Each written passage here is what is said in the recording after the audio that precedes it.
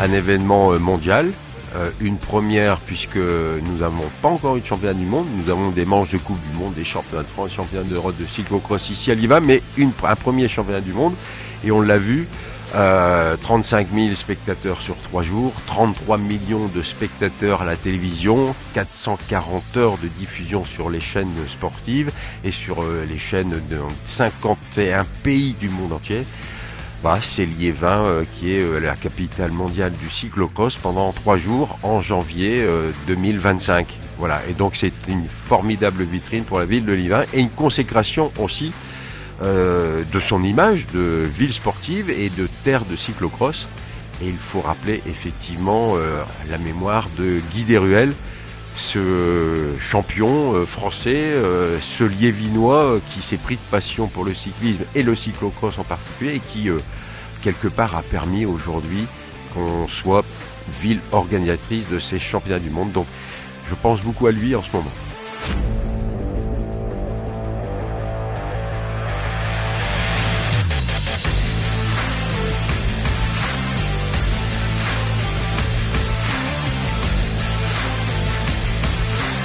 Attribuer un championnat du monde, déjà quand on l'a récupéré au niveau de la Fédération française de cyclisme, toujours un exercice très difficile, surtout sur le cyclocross, où on sait qu'on a beaucoup de candidats potentiels en France. Ce qui nous intéressait par rapport à Liévin, d'abord, c'est la détermination. Je l'ai souligné tout à l'heure, mais c'est vraiment très important de sentir une région, une ville qui veut l'événement, qui va se mobiliser pour l'accueillir. Ça, c'est vraiment un point fort. Ensuite, il y a toute l'histoire de Liévin avec le cyclocross. On a vu tous les échelons de courses possibles et imaginables, nationales et internationales, ont été faits ici, sauf un championnat du monde. Et puis en troisième lieu, il y a la situation géographique de Liévin, au cœur de l'Europe, du monde du cyclocross, la France bien sûr, mais nos voisins belges, hollandais, luxembourgeois, des grandes nations de cyclocross qui forcément vont converger vers cet événement.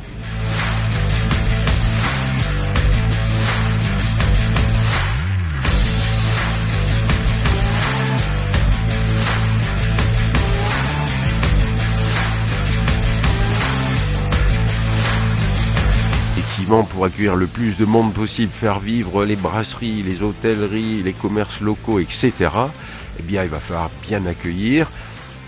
Ça, je n'ai aucun doute sur la qualité de cet accueil. Et puis, on va tout mettre en place, effectivement, pour que pendant ces 3 jours, Français,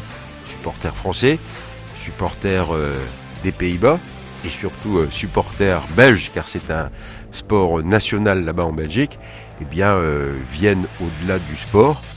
Viennent apprécier la gastronomie, les boissons, la qualité de l'accueil de la ville de Liévin. Et donc ça fait effectivement fonctionner le commerce local, ça fait fonctionner l'économie liévinoise, et c'est tant mieux.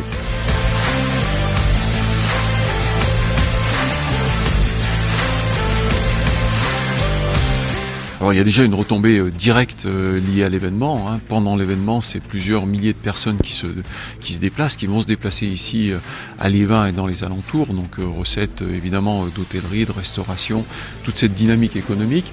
Et puis ce sont également des images qui vont partir dans le monde entier avec plus de 30 nations participantes, où forcément les téléspectateurs sont un peu plus accrochés, et puis d'autres qui simplement par curiosité découvrent le cyclocross à cette occasion-là, et ces images contribuent évidemment à une réputation, en tous les cas à faire connaître dans le monde entier Liévin sous ses meilleurs atouts.